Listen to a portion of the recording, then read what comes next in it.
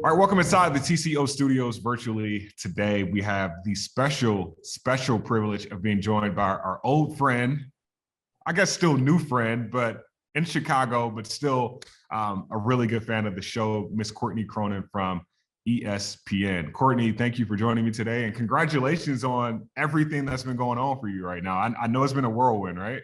Yeah, it's been insane. Just like the last 7 months since I moved from Minneapolis to Chicago, and I wouldn't trade it for anything. It's been incredible. A lot of opportunities, a brand new challenge with a new team, but I'm excited to get to go back to Minneapolis in week 5. Should be good. Is this your first time coming back to Minneapolis? It is. So I'm glad that this is not the typical week 17, week 18 game that happens between the Bears and the Vikings at US Bank Stadium. I'm glad that they flipped it this time and we get nice weather to have around this game. I'm really looking forward to some fall because I know what those week 17, week 18 games are like. And I definitely don't miss that sort of weather. Yeah, me neither. And I'm not going to miss the January 9th game when we come to Chicago to play the Bears at Soldier Field. So I'm going to just soak all this in. But you've had the opportunity to soak in the arrival of Kwesi Adofo-Mensah when you were here in Minnesota. Now you're in Chicago and the Ryan Poles era of the Bears has finally begun. What has been your take on how both of those guys want to structure the success of both the Bears and the Vikings? Yeah, they're very different rebuilds, Gabe. Like when you take a look at what Kwesi walked into in Minnesota, he had an established roster, more or less, with a lot of veterans with experience, guys that you want to continue to build around, like a Dalvin Cook and Irv Smith Jr. Can't forget Justin Jefferson in that mix. And then realizing that you were going to be bringing in a head coach who would be changing the philosophy for what the Vikings wanted to do with Kevin O'Connell and being a more offensive team whose identity is based on offense.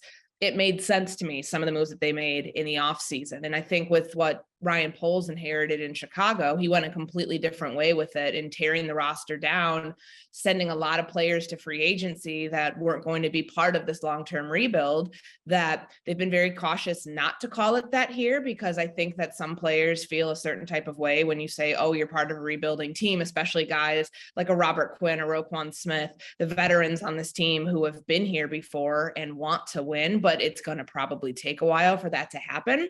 So they're very much in the beginning stages of learning which direction this team is going to go, with the second-year quarterback whose struggles through the first 4 weeks of the season have been noted. And I just think that this is a group that you kind of expect the product right now, the way that it looks on the field, you kind of expected it would be that way, and that the expectations and the bar should be set fairly decently low for this team this year because of all the hurdles they had to overcome just to get to ground zero to start building.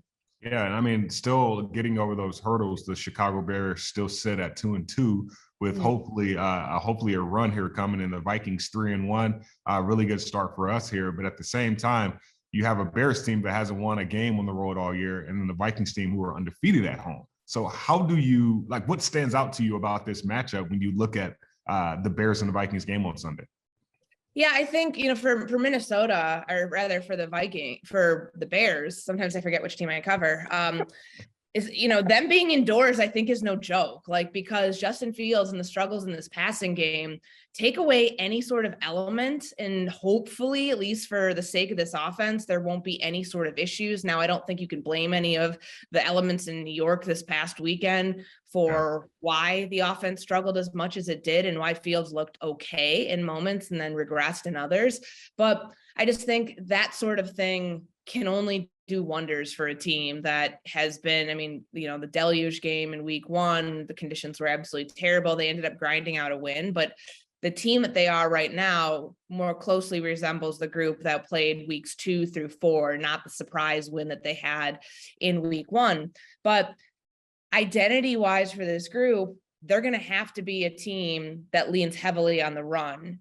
We don't know if David Montgomery will be back just yet because he's dealing with knee and ankle injuries, but they're very confident in what they have in Khalil Herbert. So with that said, you would anticipate if Fields is still having some of the same struggles in the passing game, this is a team that's going to try to beat you on the ground. And I think that they did it against Houston. They didn't run the ball as effectively against the Giants, but it's a team that can do that. Even against Green Bay, when they were trying to rally in the second half, they leaned so heavily on David Montgomery and got as close to the goal line just for a poorly executed 4th and 1 play out of the shotgun. They would have probably scored there. So I look at this Bears team and think if they win a game on the road at Minnesota, of course, that's then stealing a game because the Vikings are favored in this. And, they'd be 3-2. They'd be a big surprise at 3-2.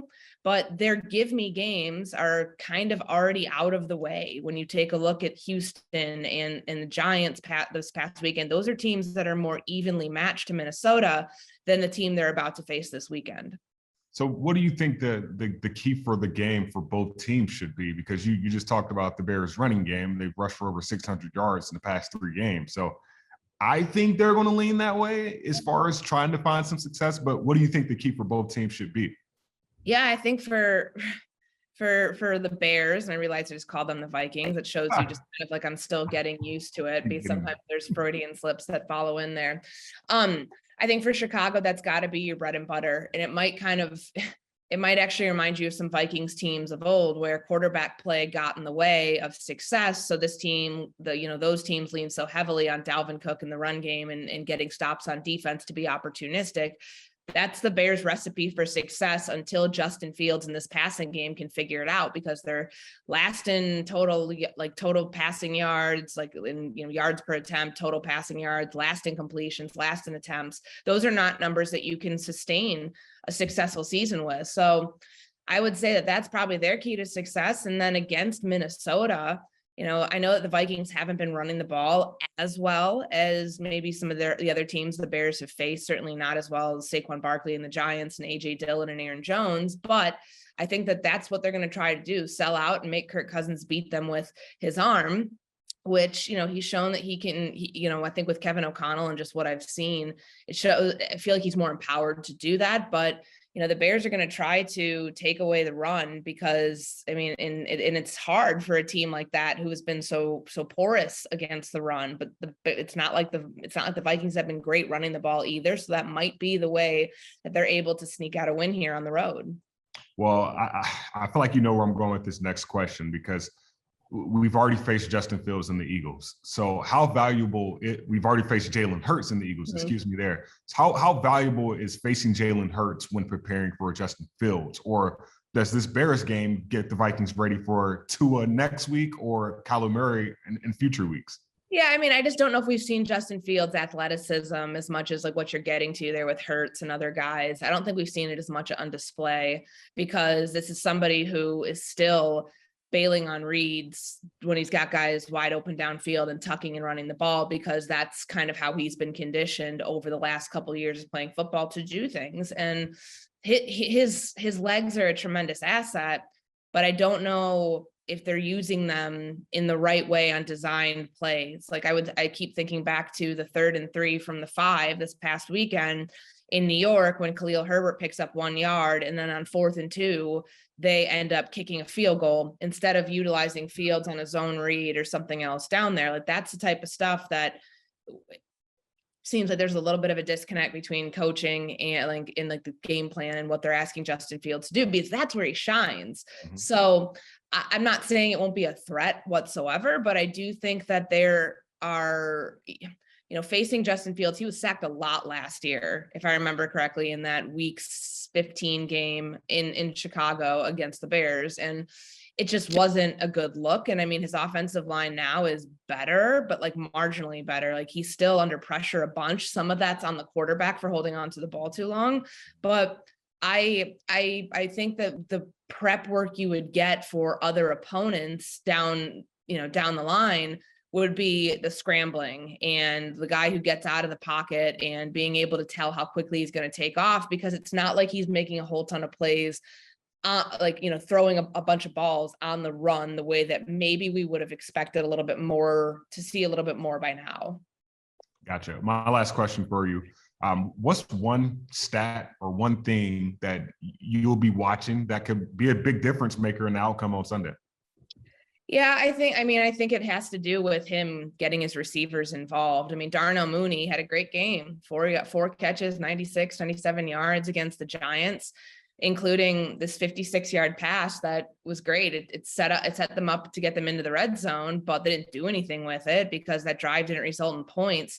Can Justin Fields get other guys not named Darnell Mooney involved? Because he can't be the only wide receiver that catches a pass in a game. There were other guys who were targeted, like Dante Pettis and Equanimeous St. Brown, but you've got to come away with catches on those things. And that's been the struggle here. It's like, where did those guys go?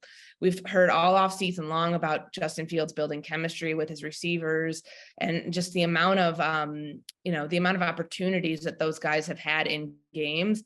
I think some of that's on the quarterback to be able to, find his receivers, go through his reads a little bit more quickly and feel comfortable throwing to a spot, even if a guy looks covered, because you've got to get the passing game going. Like, as I said at the top of the show, like there's no way that being last in all of these passing categories is sustainable, no matter how good your run game is. And they're third in the NFL in rushing right now, and that's wonderful, but you can't be one-dimensional because teams will very easily be able to sniff that out and keep you one-dimensional and keep you in the losing column if that's the case. Well, you've been winning a lot as of late. And speaking of where did people go, I feel like in Minnesota, it's like, where did Courtney Cronin go? And then we turn on our TV and it's like, oh, there she is. So, Courtney, we are so happy for you, so proud of you, and looking forward to seeing you on Sunday. Thanks, Gabe. I appreciate it. Thank you.